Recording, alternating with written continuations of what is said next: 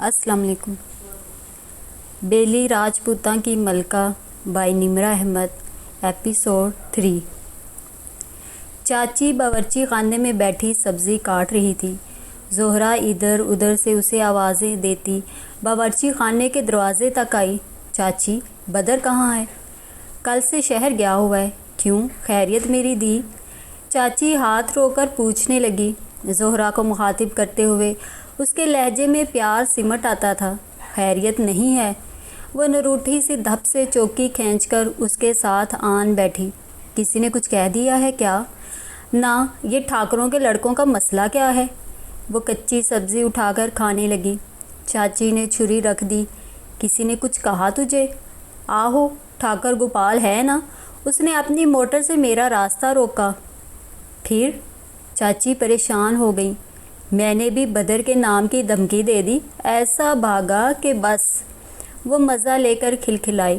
फिर किसी ख्याल के तहत पूछने लगी, वैसे बदर कब आएगा? बताऊं तो सही उसे, वो खुद ही निमट लेगा। पागल मत बन ज़ोहरा, गोपाल दबक गया, बस इतना ठीक है। अब बदर को ना बताना मेरी दी, तुझे उसके गुस्से का पता तो है। खामखा बात बढ़ेगी। पर चाची, बदर एक दफ़ा उसकी तबीयत तो ठीक करे ना। वो मिनमनाई। अरे जल्ली, हर बात घर के मर्दों को बताने की नहीं होती, वरना खून खराबा हो जाएगा। और तुझे कितनी दफ़ा कहा है, यूँ अकेली ना लूर लूर फिरा कर। अब तू बड़ी हो गई है, ख्याल किया कर। चाची ने डपट दिया। अच्छा। वो खफा सी होगी, फिर एकदम जोश से बोली, तूने ठाकुर शेखर की गोरी मेम देखी है?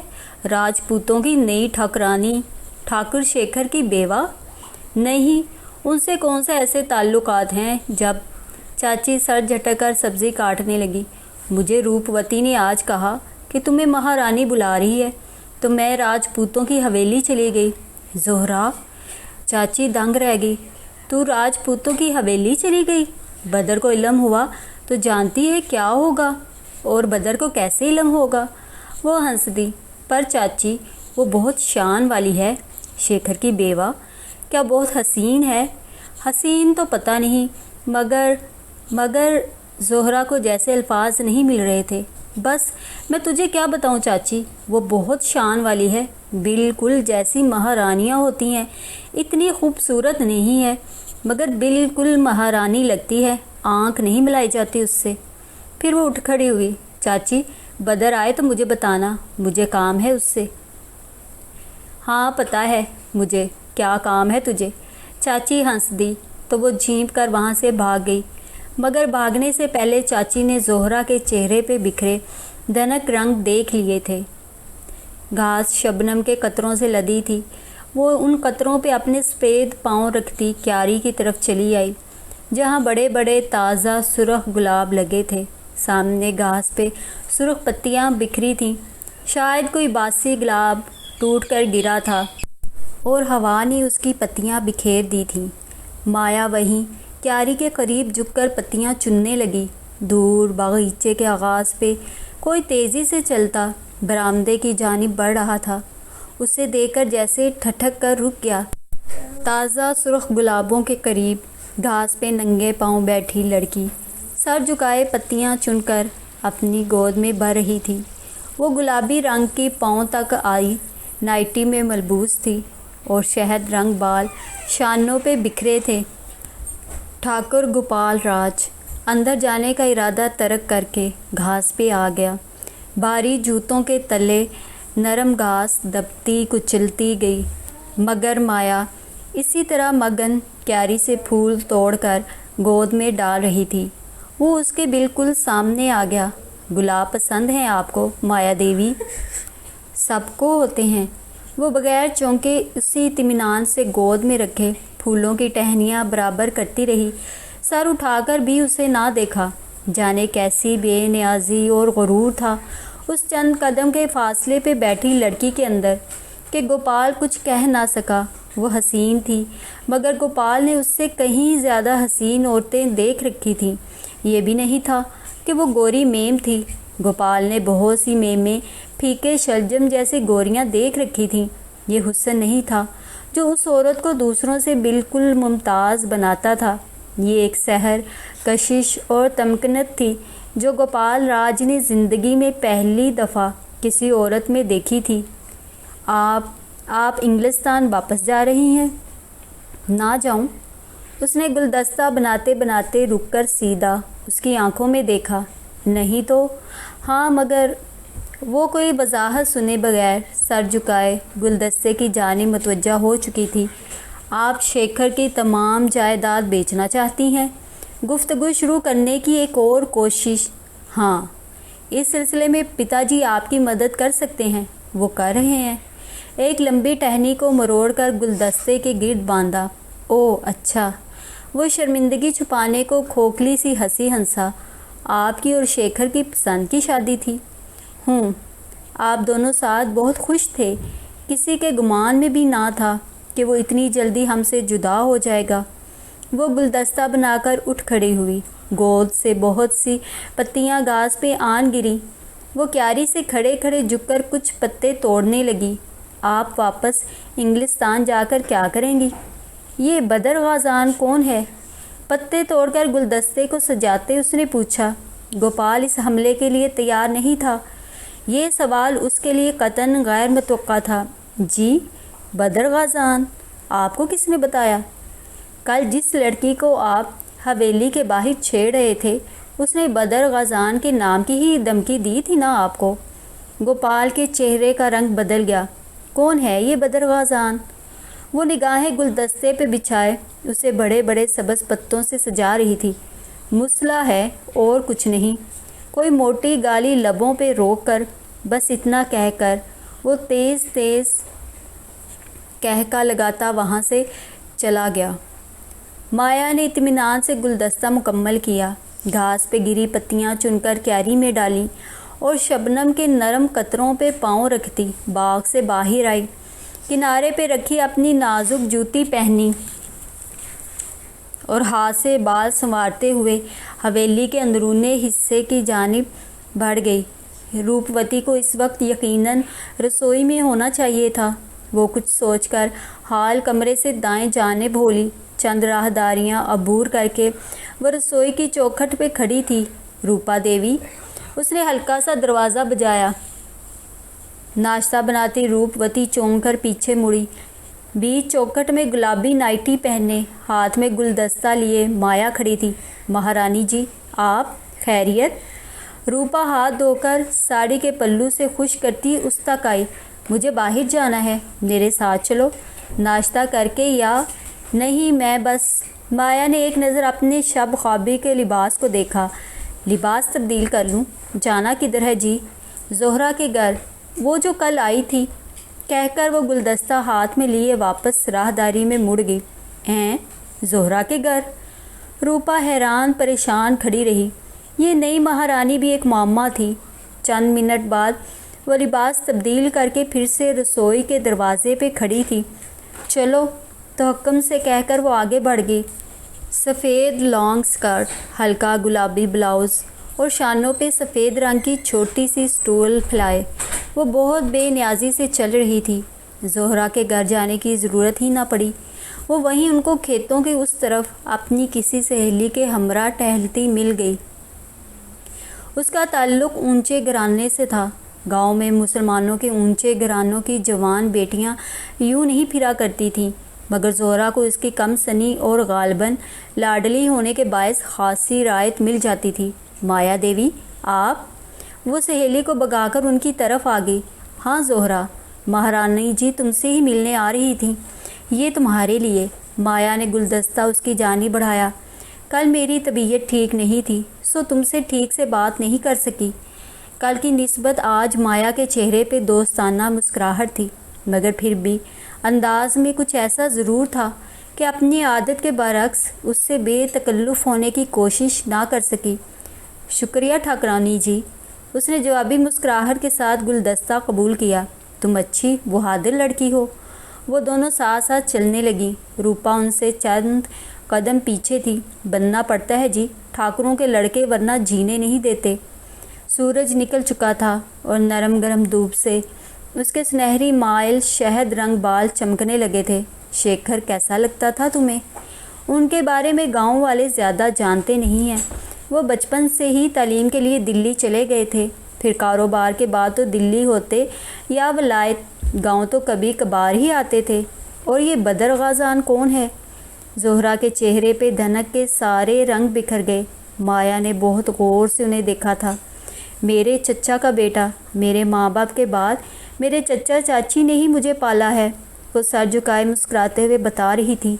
وہ چلتے چلتے کچے راستے پہ دور نکل آئی تھی۔ کرتا کیا ہے؟ وہ باہر سے پڑھ کر آیا ہے، اب تو باپ دادا کی زمینیں سنبھالتا ہے۔ کیا بیلی راجپوتاں کے سارے زمینداروں سے ٹھاکر گوپال اسی طرح ڈرتا ہے؟ مایا کا لہجہ ٹھنڈا تھا۔ ہمارا خاندان گاؤں کا واحد مسلم خاندان ہے، ہماری زمینیں راجپوتوں سے زیادہ نہیں ہیں تو کم بھی نہیں ہوں گی۔ پہلے یہ لوگ بات بات پہ ہندو مسلم فسادات بھڑکا دیتے تھے، مگر اب کئی برس سے کوئی فساد نہیں ہوا۔ یہ بدر سے ڈرتے ہیں، جانتے ہیں اس کے پاس طاقت بھی ہے اور اثر و رسوخ بھی، بس اسی لیے ڈرتے ہیں۔ تو آخر ہے کوئی اس پورے گاؤں میں بدر جیسا؟ اپنے پراندے سے کھیلتی وہ مسکراتے ہوئے کہہ رہی تھی۔ ایک دم رک گئی۔ ادھر نہ جائے مایا دیوی۔ وہ جو اس کے ساتھ چلتے چلتے اس کچے راستے پہ کافی آگے تک آ گئی تھی، ٹھٹک کر رک گئی۔ مگر کیوں؟ ادھر کیا ہے؟ اس نے حیرت سے کچے راستے کو دیکھا اور پھر روپوتی اور زہرا کے چہروں پہ چھائے خوف کو۔ مہارانی جی، یہ راستہ پرانے قبرستان کو جاتا ہے، وہاں سایہ ہے جی۔ روپوتی کی آواز میں خوف ڈر آیا تھا۔ سایہ؟ کس چیز کا سایہ؟ بھوت کا سایہ، کوئی بھٹکی ہوئی آتما ہے جی۔ کیا بات کر رہی ہو روپا؟ مایا نے ناگواری سے سر جھٹکا۔ روپا دیوی ٹھیک کہہ رہی ہے ٹھاکرانی جی، پرانے قبرستان میں سایہ ہے، لوگ اب اس کے قریب سے بھی نہیں گزرتے، بلکہ اس دن تو اچھو کمہار نے خود اس بھوت کو دیکھا ہے، سیاہ چوغا پہن رکھا تھا اور قبرستان کے آس پاس چکر کاٹ رہا تھا۔ 3 روز تک اچھو کمہار کو بخار رہا، اور گاؤں والے کہتے ہیں کہ روز رات کو سیاہ چوغے میں ملبوس ایک لمبا سا بھوت پرانے قبرستان میں آتا ہے، اور پھر ایسی آوازیں آتی ہیں جیسے وہ کچھ کھود رہا ہو۔ گاؤں والوں نے کبھی اس کا پیچھا کرنے کی کوشش کی؟ مایا کو ابھی تک یقین نہ تھا۔ نہ جی، توبہ کریں، ہوائی چیزوں کا بھی پیچھا کیا جاتا ہے کیا؟ روپا نے کانوں کو ہاتھ لگائے۔ اور ٹھاکرانی جی، کسی نے آج تک اسے آتے جاتے نہیں دیکھا، کسی قبر سے اٹھتا ہے وہ شاید اس نے تنزن دہرایا۔ ہوگا کوئی عامل بابا، کوئی چلہ وغیرہ کر رہا ہوگا، تم گاؤں والے بھی نہ۔ بدر بھی یہی کہتا ہے۔ زہرا نے تعصب سے سر جھٹکا، جیسے مایا اور بدر دونوں کی عقل پہ ماتم کر رہی ہو۔ کیا کہتا ہے وہ؟ بلا ارادہ بھی وہ متوجہ ہو گئی، یہی کہ یہ گاؤں کا ہی کوئی بندہ ہے، کسی واردات میں ملوث، یقیناً کسی کو قتل کر کے دبایا ہوگا اور اب لاش ڈھونڈ رہا ہے۔ بہت معقول آدمی ہے تمہارا تایا زاد، ملوانا مجھے کبھی اس سے، ابھی تو چلو تمہارا وہ قبرستان دیکھتے ہیں۔ روپوتی اور زہرا روکتی رہ گئی، مگر بیلی راجپوتاں کی وہ مہارانی کہاں کسی کی سنا کرتی تھی۔ وہ پھاٹک کھول کر اندر چلی گئی۔ قبرستان بہت قدیم تھا، جیسے کوئی صدیوں پرانا کھنڈر ہو۔ اس کا احاطہ کافی وسیع تھا۔ کونے میں برگد کا ایک بوڑھا درخت کھڑا تھا، جس کی جھکی شاخیں اور قبرستان کی پراسرار فضائیں اس بیلی راجپوتاں کے بھوت کی گواہ تھیں جس نے پورے گاؤں کو متوحش کر رکھا تھا۔ وہاں کی خاموش فضا بہت پراسرار تھی، اپنے اندر بہت سے صدیوں پرانے راز دفن کیے۔ ایسا لگتا تھا جیسے وہاں سفید لبادے اوڑھے اندیکھی روحیں بھٹکتی پھر رہی ہوں، بالکل ان کے آس پاس۔ تو ادھر آتا ہے وہ بھوت۔ سینے پہ ہاتھ باندھے وہ طائرانہ نگاہوں سے ارد گرد کا جائزہ لے رہی تھی۔ چلیے مہارانی جی، مجھے تو وحشت ہو رہی ہے۔ وہ دونوں مارے باندھے اس کے پیچھے آئی تھیں، اور اب خوف سے روپوتی کا برا حال تھا۔ کیا خیال ہے رات تک انتظار نہ کریں؟ میں اس سورما کو دیکھنا چاہتی ہوں جو معصوم لوگوں کو جانے کتنے عرصے سے ڈرا رہا ہے۔ بھگوان نہ کرے جو ہم رات ادھر بسر کریں۔ چلیے مہارانی جی، بڑے ٹھاکر کو علم ہوا تو بہت خفا ہوں گے۔ کیوں؟ مایا تیزی سے پلٹی۔ تمہارے بڑے ٹھاکر کو میرے گاؤں میں چلنے پھرنے پر بھی اعتراض ہے؟ میرا گھر برباد ہو گیا، میرا پتی مجھ سے چھن گیا، اس کا آخری بار منہ نہیں دیکھنے دیا مجھے۔ کیا یہ ظلم کم تھا جو اب مجھے حویلی میں قید کرنا چاہتے ہیں؟ روپوتی اور زہرا ششدر رہ گئیں۔ یہ آپ کیا کہہ رہی ہیں مہارانی جی؟ کیا غلط کہا میں نے؟ کیوں پڑے ہیں یہ شیکھر کی جائیداد کے پیچھے؟ کیا انہیں اتنا بھی احساس نہیں کہ اس کو مرے ابھی دن ہی کتنے ہوئے ہیں؟ بہت دن کا لاوا جیسے اس کے اندر سے نکلا تھا۔ ٹھاکروں کو بھی چھوٹے ٹھاکر کی موت کا اتنا ہی دکھ ہے مہارانی جی، آپ یوں دل برا نہ کریں۔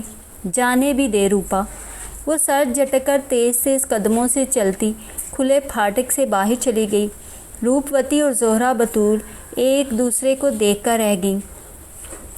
زہرا پراندہ جلاتی ہمیشہ کی طرح بھاگتی ہوئی برآمدے میں داخل ہوئی اور پھر ایک دم ٹھٹک کر رک گئی۔ سامنے چارپائی پہ بدر بیٹھا تھا۔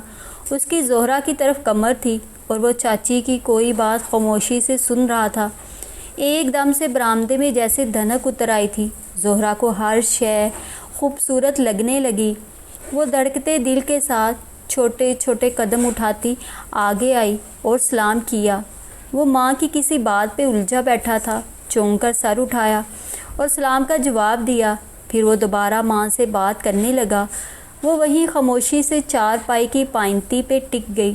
زہرا، صبح صبح کدھر چلی گئی تھی؟ میں تجھے ڈھونڈ رہی تھی، چاچی بات ادھوری چھوڑ کر زہرا سے کہنے لگی۔ زہرا نے سر اٹھایا اور ایک چور نگاہ اس پہ ڈالی، جو کچھ سوچتا ہوا چائے کے گھونٹ بھر رہا تھا۔ اس کی نگاہیں سامنے دیوار پہ جمی تھیں اور وہ کسی گہری سوچ میں الجھا تھا۔ بس نسیمہ کے ساتھ کنویں تک گئی تھی۔ وہ پلکیں جھکائے کہنے لگی۔ بدر کے سامنے اس کی پلکیں خود بخود جھک جاتی تھیں۔ اتنی دیر کر دی کنویں پہ؟ بدر تمہارا پوچھ رہا تھا۔ زہرا کا چہرہ کھل اٹھا۔ اس نے بے اختیار نگاہیں اٹھا کر بدر کو دیکھا۔ وہ اسی مغرور بے نیاز انداز میں چائے کے گھونٹ بھر رہا تھا۔ گیلے سیاہ بال ماتھے پہ بکھرے تھے اور آستینیں کوہنیوں تک چڑھا رکھی تھیں۔ شاید وہ ابھی نہا کر آیا تھا۔ پتہ نہیں وہ اس کا پوچھتا بھی تھا یا چاچی ایسے ہی اس کا دل رکھنے کو کہتی تھیں۔ بس چاچی، وہ ٹھاکر شیکھر کی بیوی مل گئی تھی راستے میں، وہ پرانے قبرستان لے گئی تو وہیں دیر ہو گئی۔ بدر نے چونک کر اسے دیکھا۔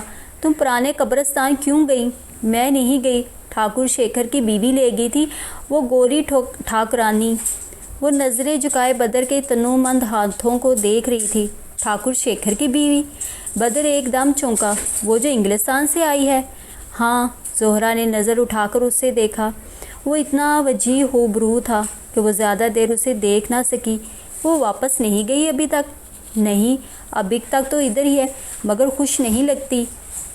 ظاہر ہے اس کا شوہر مرا ہے، وہ بظاہر لاپرواہی سے کہہ کر چائے کے گھونٹ بھرنے لگا۔ تم نے اس انگریز لڑکی کو دیکھا ہے بدر؟ لڑکی؟ بدر کو بس اس لفظ پہ حیرت ہوئی تھی۔ ٹھاکر شیکھر کی ٹھاکرانی لڑکی ہے؟ ہاں، زہرا ہنس دی، اور اتنی حسین ہے کہ تم دیکھتے رہ جاؤ۔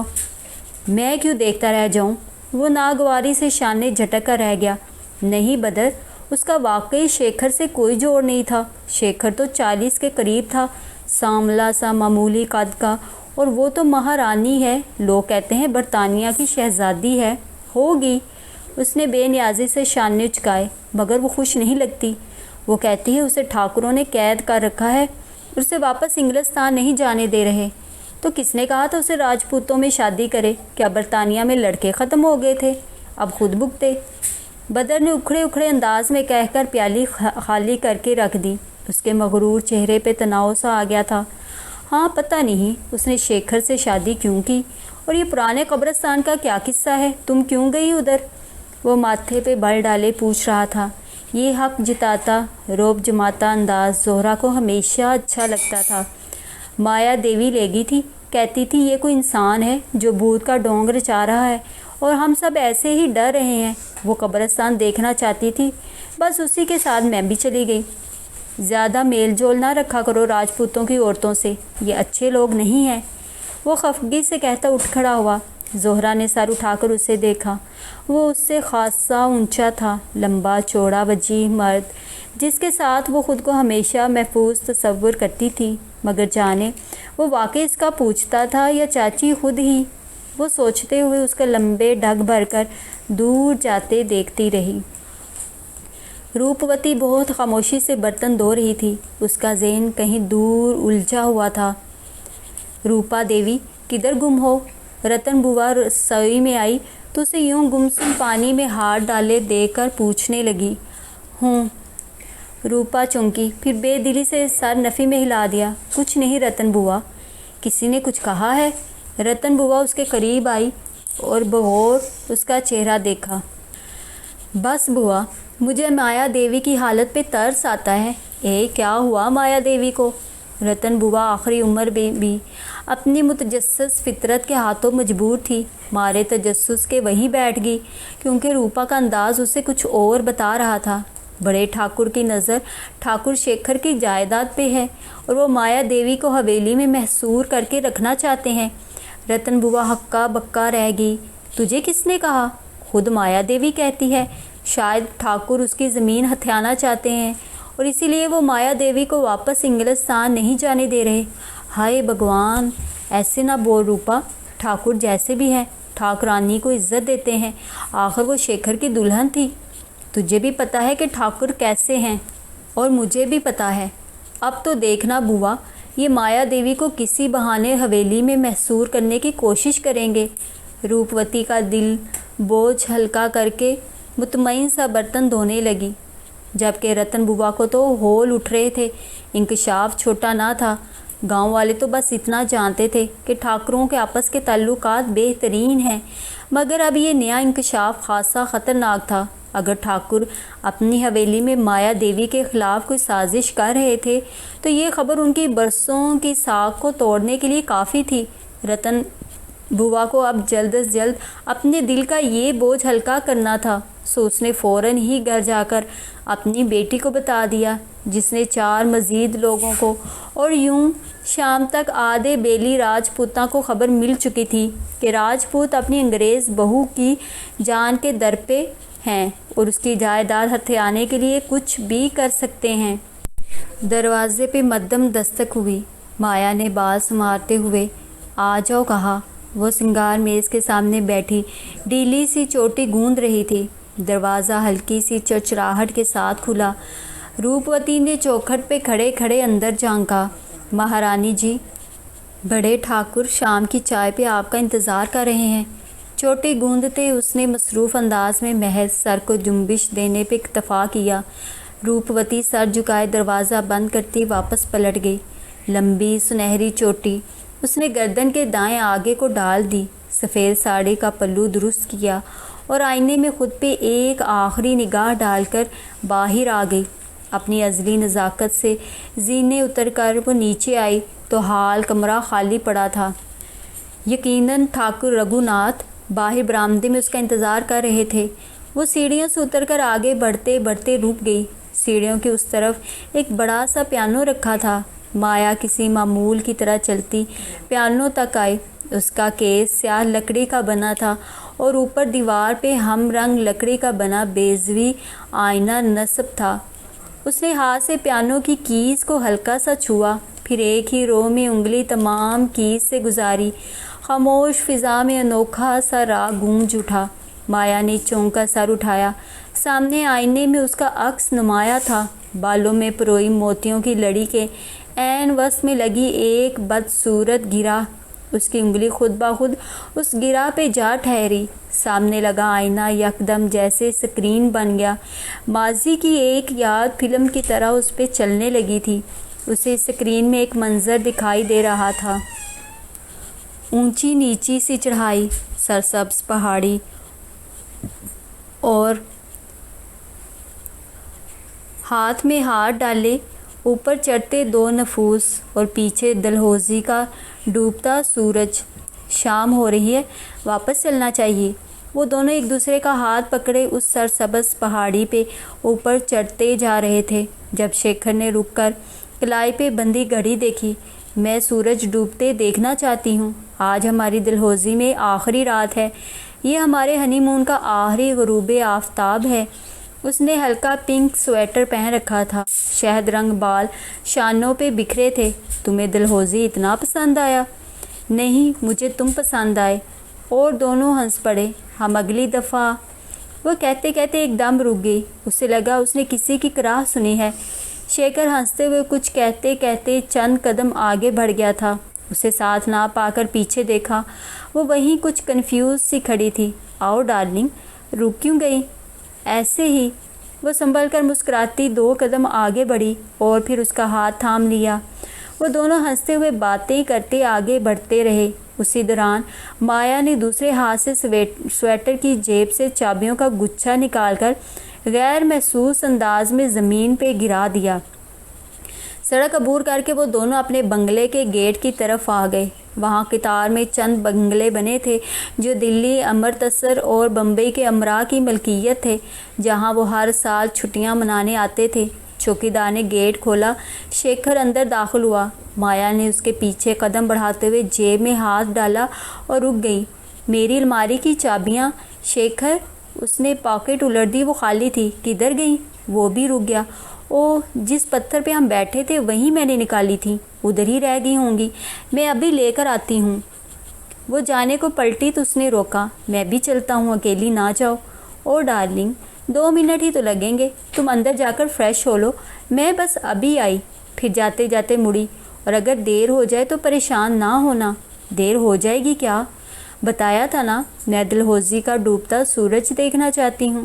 مسکرا کر اس نے شانہ تھپتھپا کر وہ آگے سڑک پہ چلی گئی۔ شیکھر کشمکش میں کچھ دیر وہاں کھڑا رہا، پھر اندر کو ہو لیا۔ مایا تیز قدموں سے اس جگہ واپس آئی جہاں اس نے چابیاں گرائی تھیں، جھک کر گچھا اٹھایا اور جیب میں ڈالتی نیچے اترتی گئی۔ شام کی روشنی ابھی باقی تھی، سورج کی کرنیں ابھی تک درختوں سے لپٹی تھیں، وہ بغیر دقت کے دور دور تک دیکھ سکتی تھی۔ اب وہ سڑک سے اتر کر پہاڑی کی ڈھلان اترنے لگی۔ اسی جگہ کے آس پاس اسے کسی کے کراہنے کی آواز سنائی دی تھی۔ وہ احتیاط سے سہج سہج کر پتھروں پہ قدم رکھتی، ادھر ادھر دیکھتی اتر رہی تھی۔ وہ جو بھی تھا اسے ادھر ہی آس پاس ہونا چاہیے تھا، اور پھر وہ اسے نظر آ ہی گیا۔ چند درختوں کے بیچ گرا ایک نڈال وجود۔ مایا آہستہ آہستہ درختوں کا سہارا لیے خشک پتوں پہ قدم رکھتی اس تک آئی۔ وہ ایک درخت کے تنے کے ساتھ نڈال سا گرا کرا رہا تھا۔ وہ اس کے سامنے والے درخت کی اوٹ میں سے سر ٹکائے اسے دیکھنے لگی۔ پہلی نظر میں تو اس کی سمجھ میں نہ آیا کہ اسے ہوا کیا ہے۔ وہ 27-28 برس کا خوش شکل مرد تھا، چہرے پہ ہلکی ہلکی شیو بڑھی ہوئی تھی، اس کا رنگ بالکل زرد سا پڑ رہا تھا اور وہ مسلسل درد سے کرا رہا تھا۔ کیا ہوا ہے تمہیں؟ وہ اب درخت کی اوٹ سے نکل کر اس کے سامنے آ گئی۔ زخمی نے شاید سنا نہیں تھا، وہ آنکھیں تکلیف کی شدت سے بند کیے کرا رہا تھا۔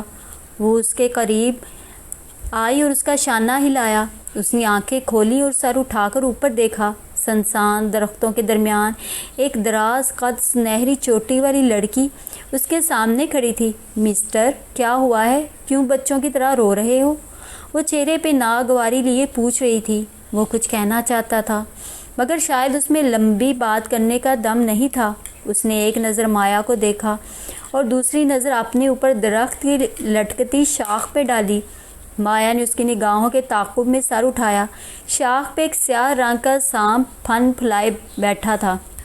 اوہ، سارا معاملہ اس کی سمجھ میں آ گیا تھا۔ وہ بہت آرام سے جھکی اور ایک وزنی پتھر اٹھایا، پھر شاخ کو پکڑ کر جھٹکا دیا۔ سانپ نیچے آن گرا۔ دوسرے ہی لمحے وہ بہت اطمینان سے وزنی پتھر سے اس کا سر کچل چکی تھی۔ اب بتاؤ، کدھر کاٹا ہے تمہیں سانپ نے؟ وہ گھٹنوں کے بل اس کے قریب بیٹھ گئی اور زخمی کا ہاتھ اس کے پنڈلی سے ہٹایا۔ وہاں ٹخنے کے قریب سانپ کے کانٹے کا نشان تھا۔ زخم بالکل تازہ تھا۔ پہلی بات تو یہ کہ تمام سانپ زہریلے نہیں ہوتے، سو ڈرو مت۔ اس نے رومال نکال کر زخم سے کچھ اوپر کس کر باندھ دیا اور پھر زخم پہ اپنا چہرہ جھکایا۔ کیا کر رہی ہو؟ زخمی گھبرا کر پیچھے ہونے لگا۔ چپ رہو۔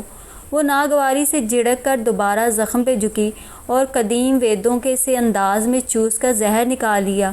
تھوڑی دیر بعد وہ اس کے زخم کو صاف کر رہی تھی۔ میں کسی کو بھیج کر تمہیں ہسپتال پہنچا دیتی ہوں، مگر تمہیں سونا نہیں ہے، سو گئے تو مر جاؤ گے۔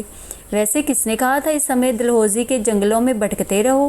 اس کے زخم کا آخری جائزہ لیتی وہ کہہ رہی تھی۔ زخمی کچھ کرب سے مسکرا دیا۔ آپ بھی تو اسی سمے ادھر بھٹک رہی تھیں۔ مگر مجھے یہ سانپ نہیں کاٹتے۔ اچھا، وہ کیوں؟ وہ پہلے سے بہتر محسوس کر رہا تھا۔ یہ جس نسل کا سانپ ہے اس کے بارے میں جانتے ہو؟ اس نے سر کچلے سانپ کی جانب اشارہ کیا۔ اس نے نفی میں سر ہلا دیا۔ نگاہیں مسلسل مایا کے چہرے پہ تھیں۔ یہ ڈلہوزی اور شملہ میں پائے جانے والے خاص نسل کے سانپ ہوتے ہیں۔ اصل نام مجھے یاد نہیں، مگر ان کے بارے میں ایک صدیوں پرانا لیجنڈ مشہور ہے کہ یہ مہارانی اور مہاراجاؤں کو نہیں ڈستے اور ان کا احترام کرتے ہیں۔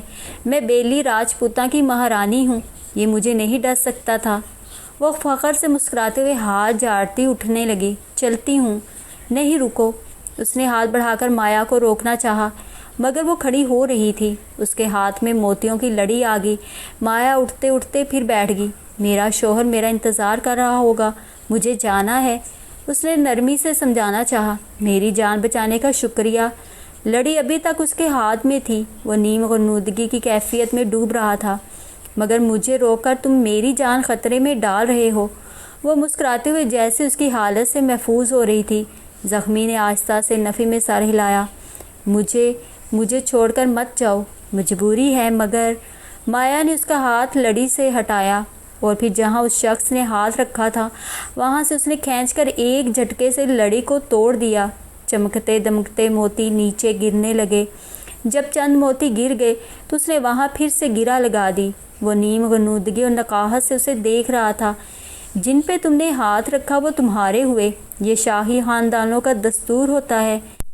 مٹی میں گرے وہ سارے موتی اس نے مٹھی بھر کر اٹھائے۔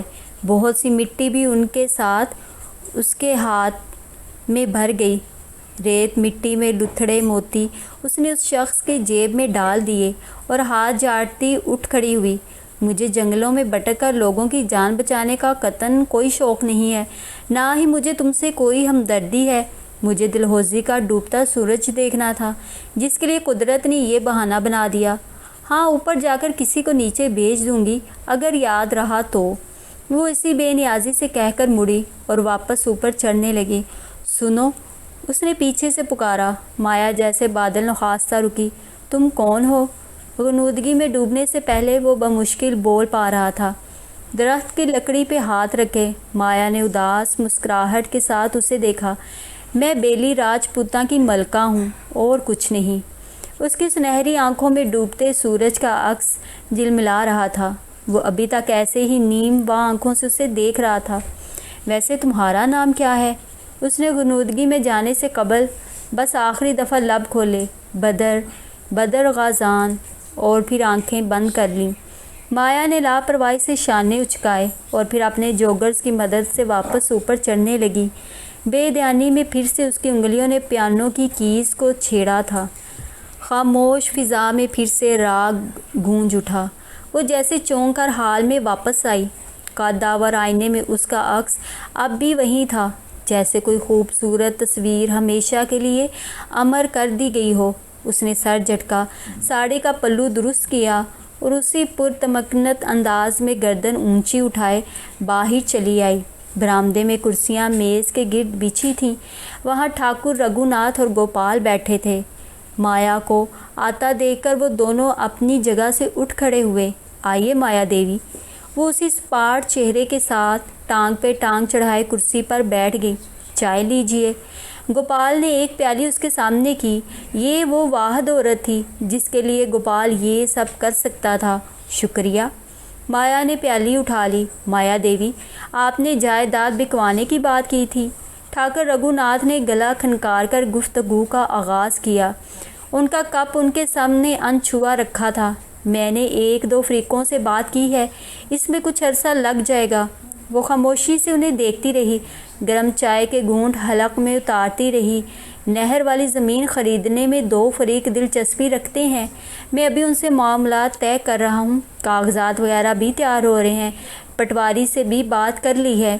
اس نے کپ خالی کر کے میز پر رکھ دیا۔ اب وہ بہت توجہ سے انہیں دیکھ رہی تھی۔ کچھ عدالتی کارروائی مزید ہوگی، جس کے لیے آپ کو واپس برطانیہ جانے میں کچھ وقت لگ سکتا ہے۔ مگر میری کوشش ہوگی کہ زیادہ تاخیر نہ ہو اور جیسے آپ چاہتی ہیں ویسے ہی ہو۔ باقی جب تک آپ کی مرضی، آپ حویلی میں رہیں، گاؤں میں گھومیں پھریں، زمین کے معاملات میں خود دیکھ لوں گا۔ آپ کو محض دستخط کرنے ہوں گے۔ کیا خیال ہے آپ کا؟ یہ بیلی راجپوتہ کے بھوت کا کیا قصہ ہے؟ سوال ان دونوں کی توقع کے اس قدر برعکس تھا کہ ٹھاکر رگھو ناتھ نے حیرت سے دیکھا۔ بیلی راجپوتہ کا بھوت؟ وہ کیا پوچھ رہے تھے اور وہ کیا پوچھ رہی تھی؟ جی، بیلی راجپوتہ کا وہ بھوت جو روز رات کو مسلمانوں کے پرانے قبرستان میں گھومتا پھرتا ہے۔